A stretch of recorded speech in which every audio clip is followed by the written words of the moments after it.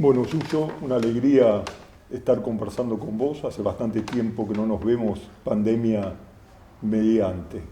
Bueno, nos encontramos sobre todo para pensar los años 60, ¿no? Y sobre todo el grupo que podemos seguir llamándolo otra figuración o nueva figuración, aunque hay que pensar nombres distintos. Pero antes de hablar de los 60, me gustaría que empecemos hablando de la pintura que estás haciendo ahora o de lo que estás escribiendo ahora, que me parece más sustancial que empezar de nuevo hablando de los 60. Me encanta que me preguntes sobre lo que es mi obra actual. Ahora, aparte de que ya te hice el juicio, te digo qué es lo que me interesa de ella. Justamente llegar a una cocción, no un ordenamiento, de los elementos diversos y opuestos que pueden integrar una obra. Y esa cocción lentamente la estoy queriendo lograr. Por otra parte, por ejemplo, en este cuadro es un cuadro, el último cuadro que pinté para la exposición mía del año pasado. Toda esta parte inferior demuestra cómo los opuestos se van integrando entre sí, pero además vuelvo ahí a un planteo que era el planteo inicial de mi búsqueda, que era la visión quebrada. O sea, yo estoy escribiendo ahora un libro que creo que es me lo estoy tomando filosóficamente en serio, la asunción del caos, tema del cual vengo hablando desde el año 65, desde que publiqué este libro en el año 65, que fue el primero que publiqué, pero ahora creo que lo estoy haciendo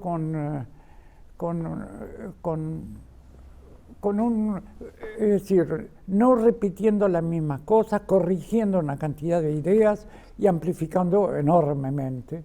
Y creo que además hablo no solamente de asunción del caos, sino también de otra idea que estaba, de algo que parece paradójico, el caos como estructura, pero que ahora le agrego de sí mismo, porque para hacerlo más preciso, como que no creo para nada, yo no asocio para nada el concepto de caos al concepto de orden y desorden. Creo que el caos como estructura significa que uno puede, frente al caos, estructurarse a sí mismo, tomando algo de lo que puede de ese caos para entenderse a sí mismo. Porque ya ese caos nosotros lo integramos, participamos de él. Y entonces es una parte nuestra ya ese caos. Y poder asumir una parte nuestra y es estructurarnos de eso mismo del caos. No es corregirlo, no es ponerle orden, con conceptos previos de orden. Y yo creo que en ese sentido es lo más original de lo que yo estoy pensando respecto al caos. Hay muchos conceptos para retomar, ¿no? El primero, el caos, ¿no? Uno cuando lee la antiestética hay tal vez dos capítulos que se tornan como más densos y tal vez más actuales. El primero, que parte de unos apuntes previos, que es el artista como mago, ¿no? Y el otro es el del caos como estructura. Uno cuando ve la obra reciente ve con claridad cómo hay un pasaje del caos como estructura, tal vez entender el caos como deriva, ¿no? Como una sucesión interrumpida, sí, como un movimiento continuo. ¿No? Para sacarlo del desorden, ¿no? Tal vez pensar también el caos como una deriva, ¿no? Como una cuestión continua, una sucesión de hechos que implican visiones múltiples, ¿no? Que rompe con el clima atmosférico de tu primera pintura, ¿no? Totalmente, y además a lo largo de mi vida lo he tratado de maneras distintas y hasta en algunas obras de intermedias de los años 80, incluso me olvidé un poco del tema del caos en algunas obras. El tema de la naturaleza parecía suplantar al caos, o algunos mismos que eran incluso más figurativos totalmente, como uno que se llama El poder y su base. Sí. que es un cuadro realmente figurativo. Bueno, en la parte de abajo no. A mí siempre me recuerda El poder y su base a la Introducción a la esperanza, ¿no? Sí, Que tal vez es claro, una obra emblemática. Sí. Ahí está, que bueno. es las dos relaciones de poder. ¿No? Sí, algo siempre... Y también ese desplazamiento que tiene hacia el espacio, ¿no? Esa expansión de la pintura. ¿No? Lo que pasa es que es una obra que está a camino de muchas cosas, ¿no? Rompe la superficie, pero a la vez es superficie, ¿no? Es una obra extraña. Pero sí, siempre lo que me salva a veces a mí es cuando me quiero portar mal. Es cierto que la parte de arriba es una sucesión de retratos, ¿no? Del poder. Sí. La época de los paisajes, en que ya directamente pareciera que haberme olvidado un poco del tema del caos, pero es que para mí el paisaje es de por sí bastante caótico. Sí, naturaleza o paisaje, ¿no? A mí siempre cuando veo esas series, sobre todo el Amazonas, tengo cierta tensión entre la idea de naturaleza y la idea del paisaje, ¿no? El paisaje entendiéndolo como género pictórico, ¿no? Sí. Creo que hay una idea más parte, si querés, de una naturaleza mítica, no una idea de lo americano como naturaleza mítica, hasta esas representaciones simbólicas, ¿no? Porque aparece el jaguar, ¿no? Es una obra con una gran carga literaria, ¿no? Sí, yo lo que pasa es que esa obra, si bien estuve en el Amazonas, pero ¿cuánto tiempo habré estado? Los últimos 20 días. La verdad es que vivía en París y era una nostalgia de América. Lo que estaba pintando era una nostalgia de América. No de la ciudad de Buenos Aires, sino de América como categoría. Sí. Pero de la ciudad de Buenos Aires última que yo viví, porque en el último tiempo estaba en el Tigre. Sí. Y el Tigre fue para mí mi introducción al Amazonas. Pero también porque me interesa hablar de pintura, me interesa hablar de las cuestiones más técnicas, ¿no? Ahí en ese paisaje que generalmente se lo define a partir del color, hay una concepción del dibujo y de la línea que creo que es central, ¿no? Que está ahí. Que le retorno a la pintura parte de una idea del dibujo, ¿no? Y del dibujo psicoanalítico. Eso fue como deriva de mi terapia, porque yo no estaba pintando. Y no estaba pintando, ¿por qué no estaba pintando? Porque había extremado el caos en los opuestos, en la ruptura, en instalaciones que después eran muy difíciles de guardar, de vender, en lo destructivo, en la autodestrucción, porque esas instalaciones tienen una carga autodestructiva, sobre todo Balance, ¿no? Balance del 64-65 tiene con una idea de la destrucción que es muy del 60, ¿no? También. Fíjate que la podría haber guardado. Por empezar, una que se llamaba Así es la vida, señorita, la había hecho en Buenos Aires y la había transportado para exponerla en Nueva York. Pero la destruí en Nueva York ya porque no la quise volver a Buenos Aires. ¿Y por qué? Y porque ya se me había acumulado con tantas otras cosas que había hecho en Nueva York, que ya era... Una vez hice una mudanza interna en Nueva York de taller y tan solo mudar nada más que mi obra con amigos, con varios amigos que me ayudaron, tardé 2 días para transportar no muebles, no cosas así, sino mi obra. Y yo dije, voy a hacer esta mudanza otra vez para Buenos Aires, además me costaba un dineral. Y entonces dije, no, chao. Y ahí viene el mito de que lo tiré al río Hudson, mito que a mí me gustó decirlo, pero que no era cierto, no lo tiré al río Hudson, pero viví a orillas del río Hudson y lo tiré. Pero lo tiré al tacho de basura de abajo. Me gustó mucho una frase que dijiste hacia el paso, ¿no? Que tal vez sirve también para pensar la idea del caos, ¿no? Que también uno es aquello que ha dejado atrás, ¿no? Sí. Y al respecto, en las obras, yo creo que hay en ese dejado atrás siempre un constante trabajo de autorreflexión sobre la pintura. Y en esa autorreflexión sobre la pintura podemos mencionar algunos puntos centrales. Uno de ellos es el caos, la visión quebrada, ¿no? La vibración de la línea, pero me interesaría más que pongas algunos puntos tal vez autobiográficos, ¿no? En esos cambios. Y creo que en esos quiebres autobiográficos la parte de los 70 sin pintar es central. ¿Qué vivencias tenés hoy de ese momento en el cual no pintabas, ¿no? ¿Cómo pensás hoy ese dejar atrás del no ejercicio de la pintura? Cuando uno asocia a Noé, la palabra que se pega al lado de Noé es la de pintor. Yo pongo la de pintor y escritor juntas, ¿no? Porque para mí van de la mano. A ¿sí? mí me ha costado caro ese periodo de no pintar, porque la gente lo interpretó mal, lo interpretó como si yo no tenía idea, se me había acabado el fósforo de la pintura. No, para nada, yo estaba más cargado que nunca, pero lo que pasa es que me había llevado a romper el plano y romper el plano era muy difícil mantener esa cosa de hacer para deshacer y demás.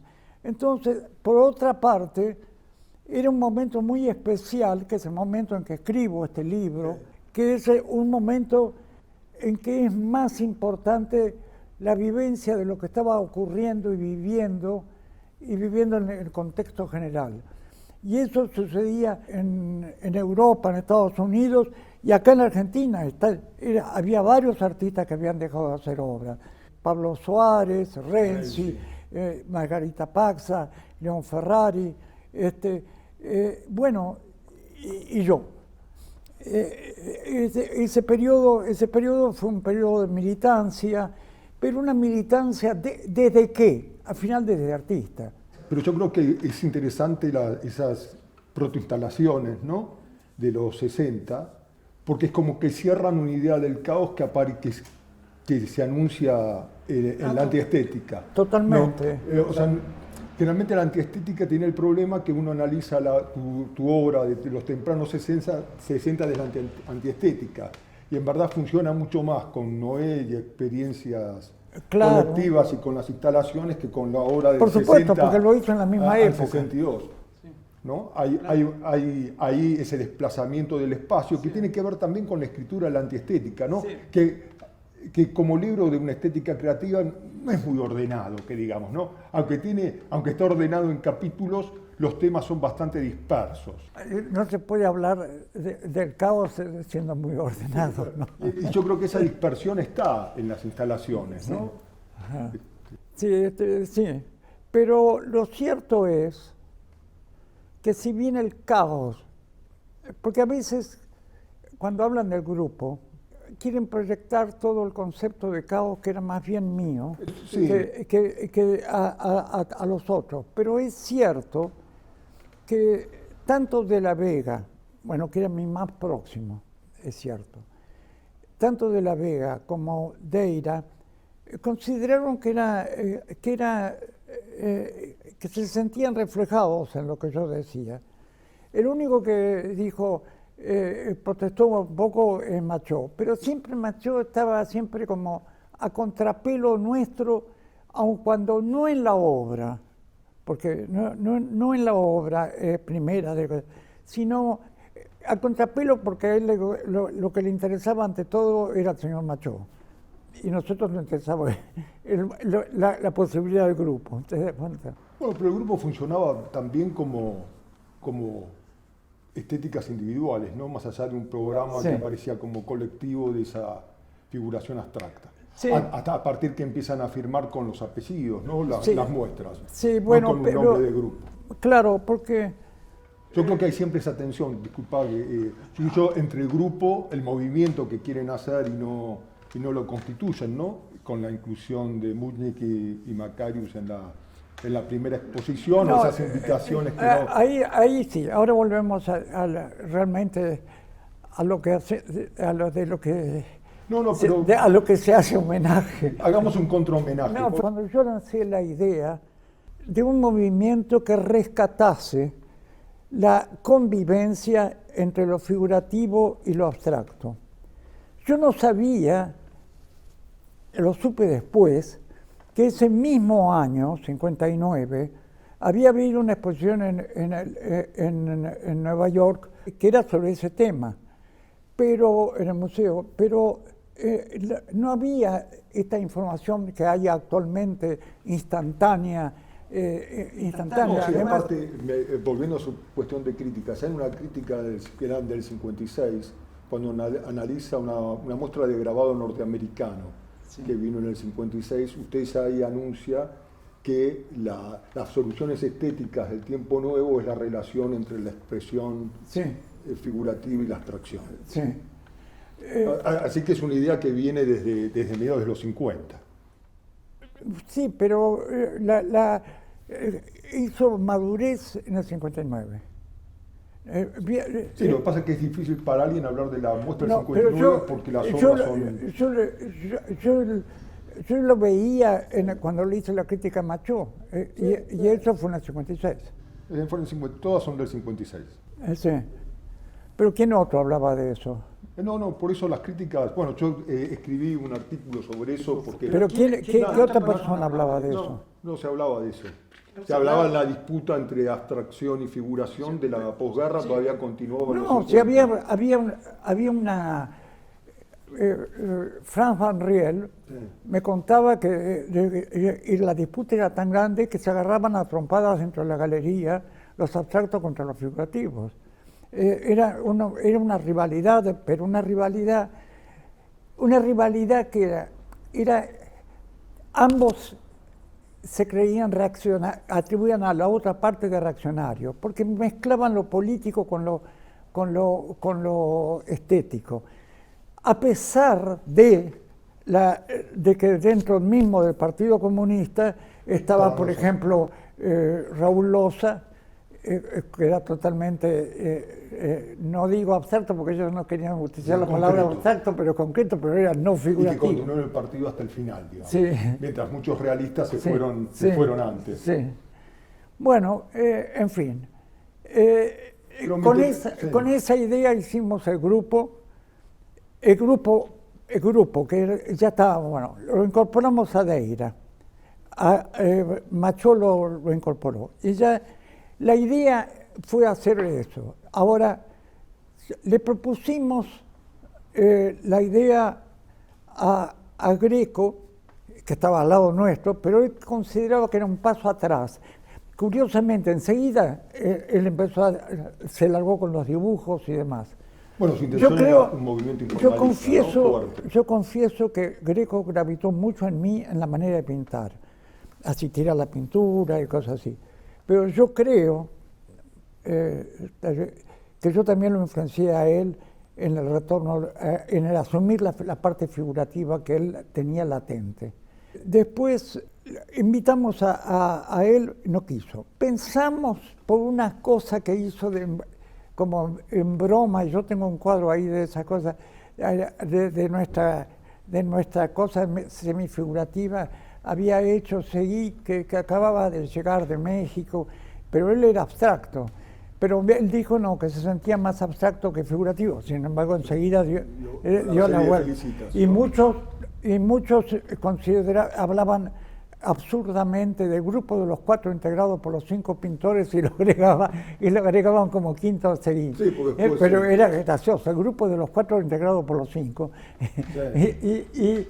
Y después lo invitamos a Dávila y a Millán, y ellos, por el contrario, dijeron que no. Eran figurativos. Por sentirse figurativos. Pero todos, al final, al año siguiente ya estaban considerados también como si fuesen neofigurativos.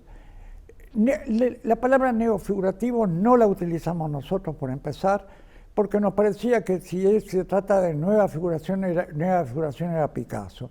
A nosotros lo que nos interesaba era el conjunto de la experiencia de la libertad abstracta de la materia y demás, con el rescate de la figuración.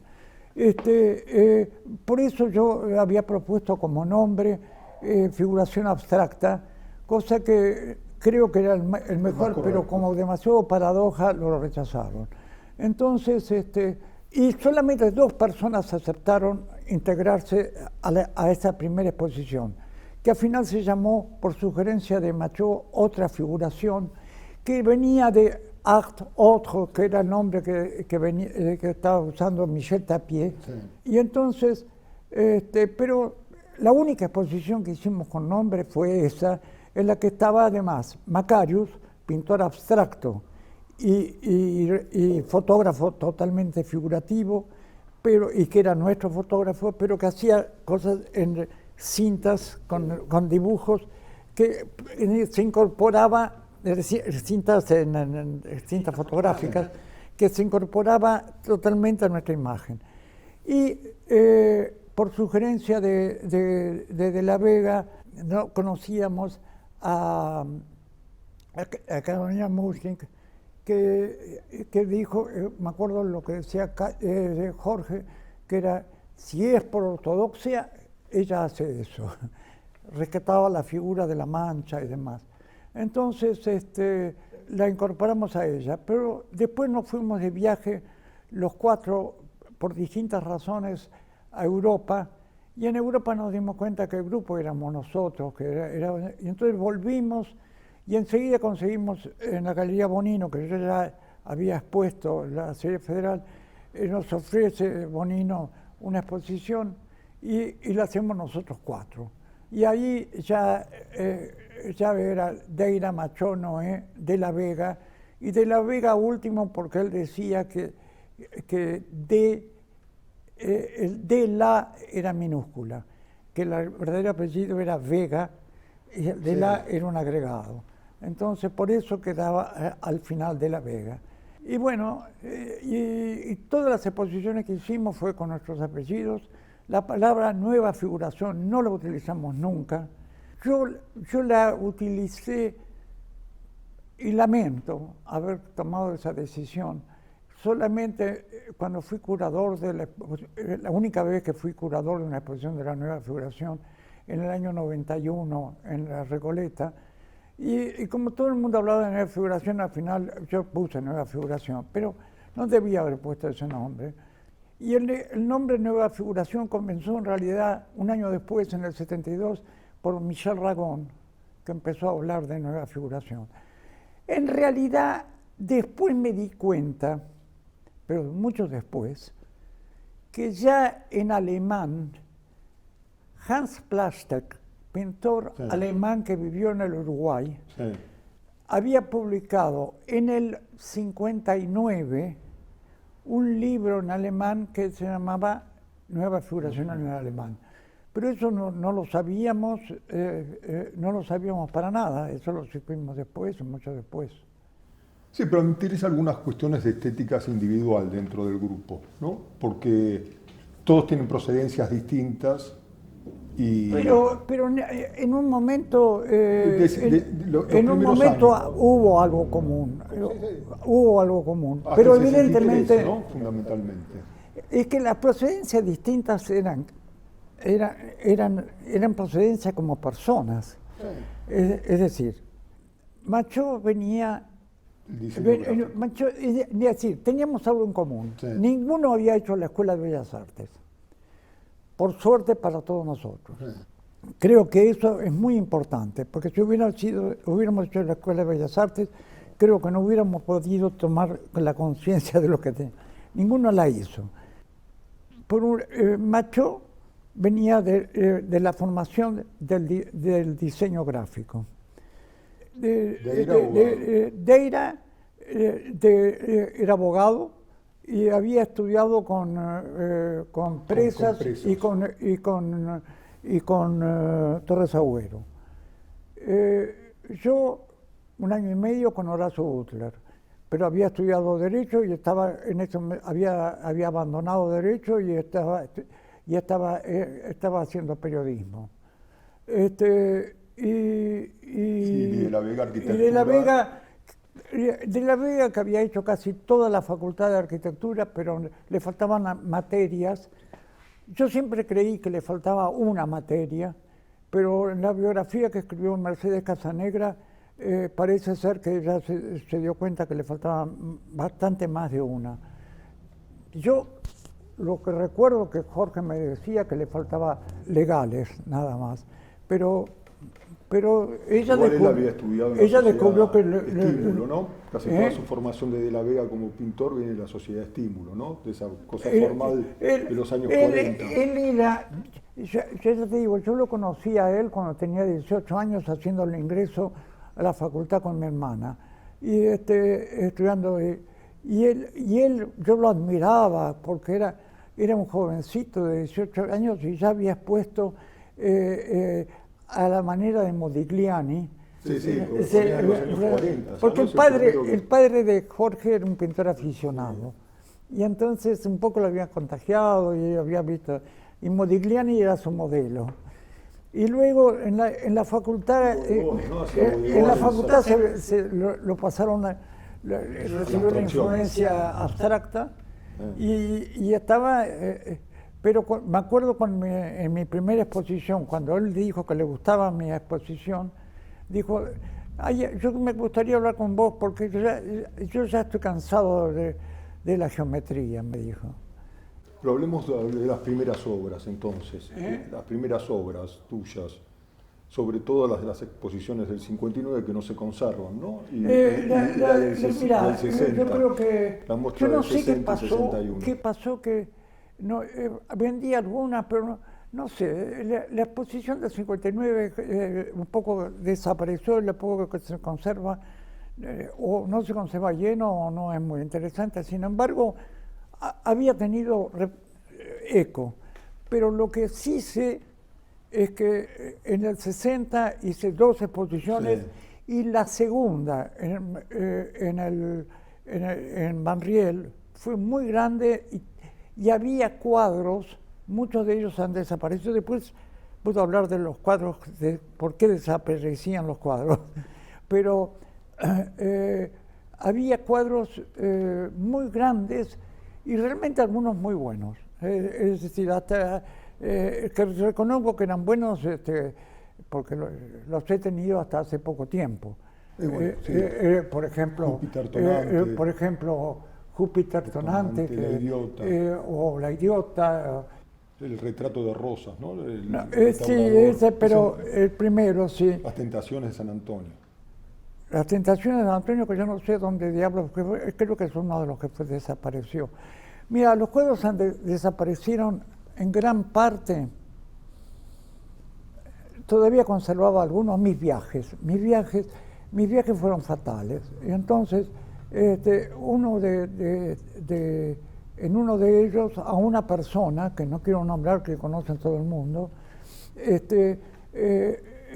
se hizo cargo de que cuando venía el 9 de julio, iba a rescatar los cuadros del taller de Eira, donde al final, cuando yo estaba en París... Ahí era en Carlos Pellegrini. No, el primer taller nuestro fue el de Independencia. El segundo en Carlos Pellegrini, pero ese sacamos nuestras obras cuando vino la 9 de julio. Pero Deira se mudó a la continuación de la 9 de julio, pero cuando baja. Sí. Y todavía no había llegado el ensanche de la 9 de julio ahí. Y cuando estábamos en París, en un viaje, él se entera de eso y me dice, mira, van a voltear ahora, pero quédate tranquilo, yo ya retiré mi obra, pero fulano de tal se va a encargar de los cuadros. Pero fulano de tal, no doy el nombre, se había ido de viaje, porque le gustaba navegar. Y justo cuando vienen a buscar, viene la demolición, vienen cosas así, y desaparecen los cuadros. Y ahí desaparecieron como 20 cuadros míos viejos, de los años 60. Y entre ellos esos, más. En fin, por eso me quedan de los cuadros 60, de los 60, que hay mucha gente que se fijó en los 60, tiene cuadros de los 60, y yo a mucha gente cuando ya me llama y me pregunta eso, le cuelgo el teléfono directamente. Le cuelgo porque estoy harto de que... porque la gente pregunta 60 sin saber ni siquiera qué está preguntando. Han oído, no es de los 60, no es de los 60. Y eso me tiene harto. Bueno, hay un hartazgo de los sí, 60, claro, ¿no? Sí. ¿sabes? Aparte que 60, te hacen ¿no? convertir en enemigo de vos mismo. Yo al muchachito de los años 60 ya le digo, dejate de joder.